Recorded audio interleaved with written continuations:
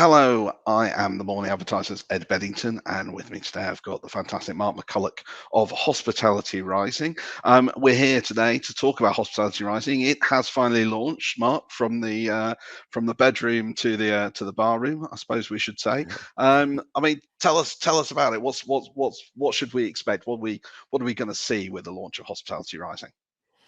Well, what we're going to see is a multi-channel campaign that's really a assault, I suppose, to get to all of the senses of the under 30s that are out there in entry-level jobs.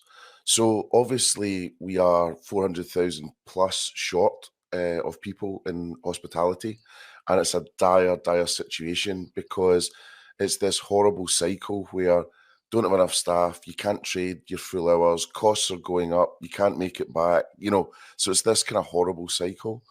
And with the campaign, obviously, we want to target everyone and anyone that wants to work in hospitality. We want to change perceptions of anyone in the UK that might want to work in hospitality. But if you're any good at marketing, you know that you have to do the holy trinity of STP.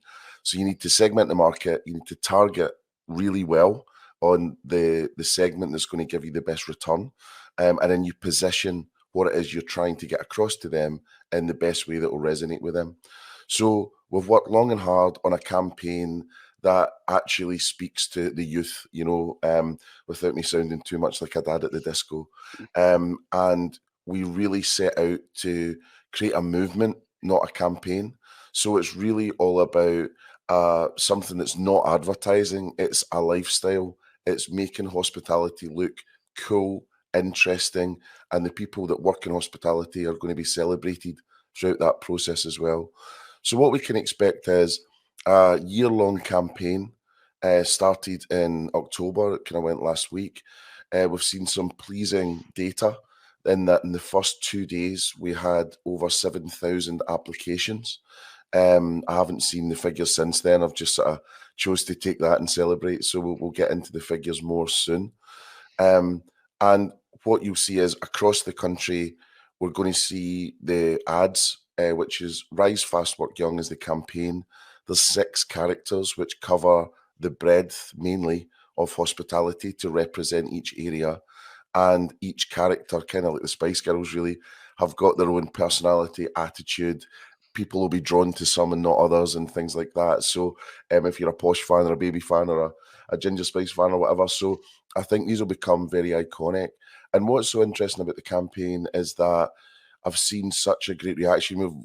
Literally, in the true sense of the word, had no negative feedback from the industry at all, which is unheard of.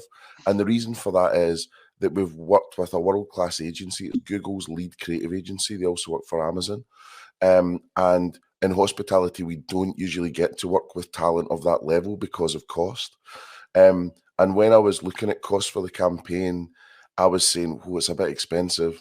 And I was reminded that their pitch to us alone that they did for free was £250,000. So when you put that together, we're so blessed to have these incredible minds working on this for literally next to nothing. And we've had the Army's lead brand strategist, the Army Be the Best, being the best recruitment campaign of all time. And we've had them working on it for free as well. And they've just brought some great insight. In terms of the channels of where people will see it, so it's one of these really interesting things that we're trying to raise money from the industry, which is predominantly older people that we're trying to get money from them to invest in a campaign that they actually might not see. So they might be sitting going, where is this thing? But we've targeted really well. So what we've done is, for the launch, we've taken every major city in the UK and we've bought advertising in the highest footfall areas and iconic areas. And then that will continue for the sort of first month. And we're getting lots of, press around that and all the rest of it. On launch day, we were unlucky. There was a new prime minister the same day. If that hadn't happened, we would have absolutely been in the full news cycle. Scotland really picked it up though. So I was on national Scottish news and doing national radio interviews, and BBC Scotland actually played the full ad on the TV, and you never see the BBC playing any ad of any sort of description. So that's kind of the more traditional part. Then we've got the more sort of digital part, which is the old adage is, you go where the attention is, right? So we are day trading attention, as Gary Vaynerchuk, the great marketer, would say, that we're going to these under 30s and we're saying, right, where are they? Well, their faces are stuck to their phones in the main. So we're going YouTube, heavy into YouTube, and we're targeting programming that they'll watch. So bumpers at either side and things like that. We're targeting titles like blogs and news feeds and things like that, where, like, so let's say it's the Guardian or whatever. Within the news feed, you'll be able to see the ad will be served up. So that's a platform called Teeds, which serves 1.2 billion people a day, and we'll pro-rata that for the UK. We're putting about 150 grand into TikTok. I've had great success with TikTok with a couple of my clients. So we did a bit of work on Soho House and Buzzworks in Scotland. And for recruitment, TikTok's a wonderful tool, and that's going extremely well. PR, we're continuing to talk to things like MasterChef, Sunday Brunch, Saturday Kitchen, Good Morning Britain, and we're very hopeful we'll be able to do that. And we're working with chef ambassadors like Tom Kerridge, Angela Hartnett, Thomasina Myers, Raymond Blanc, Rick Stein, and then Marcus Waring, hopefully, is coming on board as well. And we'll be able to use them to help us front the campaign. We're also trying to get a hold of Fred Sirieix as well. We would love him to front the campaign because he crosses so much and he's a real icon for the under 30s. And then the last couple of bits are what you would expect, pay-per-click when you go into Google and search, Facebook advertising, Instagram advertising. And we're just trying to keep as agile as possible. And I'm so relentless with advertising that I'm checking every ad that I can. I'm seeing if it makes sense. I want to see how that exact ad's performing. And we must be agile because this isn't our money. This is the industry's money. And I'm so lucky to have it. And I don't want to waste a penny. So we're just being so fastidious about stats, agility, attention, and we're just moving super fast. So it's the night or morning after the night before, which was the launch celebration night, which was incredible. There was about 120 people there, something like that, at Brewdog in Waterloo, which was just a spectacle. But I think what we're going to be doing is really, I've said to the team, we've won the European Cup this week. Well done. But the season starts on Monday, so have a good weekend, and we're back into this big time. So this is phase 2. So excited. And in terms of support, I mean, are you getting enough support? Is the industry engaging enough with this? I mean, times are pretty tough as well, aren't they? That's got to play in a factor of people kind of going, can I afford this? Can I? I mean, what's it like out there? It's a hard question because obviously, yes, we're so blessed that we've got 861 and change £1,000 in, which we're so grateful of. But if you think about the size of this industry, this is nothing, and the army spends £17 million a year trying to recruit 123,000 people. And if you think about what we've got, it's a great start. It's a superb start. And we have to start somewhere. Like, I've been on calls lately where people are saying a year's not long enough. Almost like, why would you bother? And it's like, you've got to try. You've got to, So we're hoping that this will be the sort of tipping point as we get to the million and money's still coming in, thankfully, touch wood. Then this will be the tipping point, the more people come in. But to answer your question, no, we've had real low engagement from the pub industry. We've got Brewdog was one of the first investors. I mean, they've been incredible throughout the entire process. So, big thanks to Dave and GB there. They've been unbelievable. Trying to think as well, Punch Pub's coming early. But really, apart from that, I mean, Peach Pubs and things like that, but we don't have a big group, And last night at my speech, when I was getting all Braveheart and painting my face and freedom and all that, I was just saying, like, we just need one. See if we could just get one brewer. And now they can see the campaign. I'm not asking them to buy it off plan or not buy a silly idea that, a Beardly Scotsman's got, whatever. So you've got that. And then the second one is one casual dining group. So the largest casual dining group we've got, and we're very lucky to have them, is Pretzel. But we need Big Table, we need TRG, and so it's the hardest time to ask for money. So I've got total respect for all of that. Where I'm struggling is people saying we'll continue to do the same and expect a different result. And obviously that's the definition of insanity, right?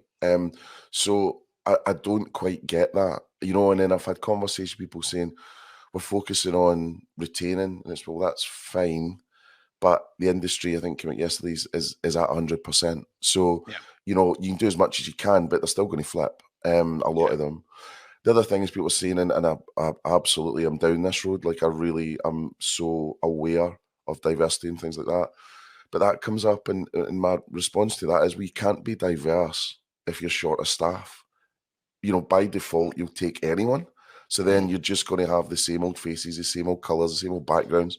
And that's not right. So it's really tough. I mean, I think, some of the negotiations we've been having with the bigger groups, there's a sliding scale. So £10 a head was scaring the bigger groups. Mm. But Mm. we gave them a sliding scale and said, look, we can work with you, and we're getting it down to like £3 a head. So you're kind of looking at that and saying, you know, surely, investing in this as all together, and it would be worth £3 a head. And also we're driving applications, we're driving CVs short term, but we're doing that longer term brand job to change perceptions. And where this whole thing started was I saw some research from CAM, who've just been, immense through the whole procedure as well. And there's three stats that just really, it's a Scottish phrase, but stick in your craw, you're just like, can't get over it. So only 1 in 5 people would consider working in hospitality. Only 2 in 5 would recommend to someone else. So they're too posh to pull a pint, but they recommend to someone else. But that's only 2 in 5. And the worst one is only 1 in 10 would definitely work in hospitality. So, Mm. if there's no foreign nationals coming in, if the fight for talent's on, if you can't trade fully, um, you know, what else are your options? And if you go back to the army scenario where this whole thing was inspired by, you're going to be a wee parachute regiment, going alone to try Mm. and fill that. Whereas if you get together, and also, Ed, if we are, and I've done some of the maths, if we actually pulled together properly as an industry, we'd outstrip the army in budget terms 3 to 4 times. We would wipe the floor with them. Mm. And the thing we're wanting to try and do is create a new era of hospitality. And then the second thing is we're really trying to get this as a career of choice. We want to be the top 3 things that people are thinking about, in schools, universities. And I get a lot of chat on that. I got it collared last night.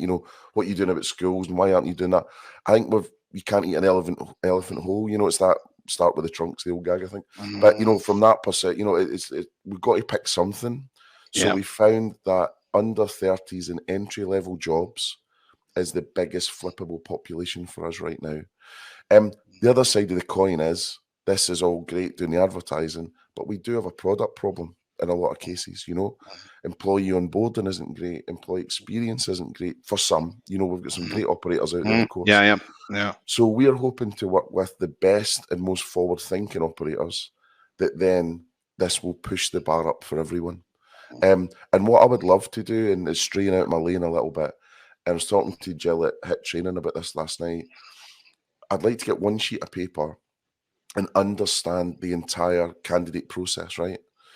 And I want one person in each seat. The problem we've got in hospitality at the moment is, apart from hospitality rising, when you go down into apprenticeships and then you go into training and you go into development and retention and loyalty and all these things, there's about 4 or 5 sort of groups and they're all kind of doing the same thing. Mm. So I really would love for us just to come together and a bit Game of Thrones, right? One person's on the Iron Throne. Hopefully they don't get, written out the episode. But I think if we can get that, just even if it's, people sit in for 2 years, whatever it is, but that's your focus, Yeah. and we just try and get it streamlined because I think it's quite messy after Yeah. acquisition. There's a lot of people Absolutely. trying to do the same thing. Yeah, absolutely. Conscious of time, Mark. One final rallying call from you then to get those pub companies signing up to this. Well, go a bit Bob Geldof. I think, well, I just would love to talk to them.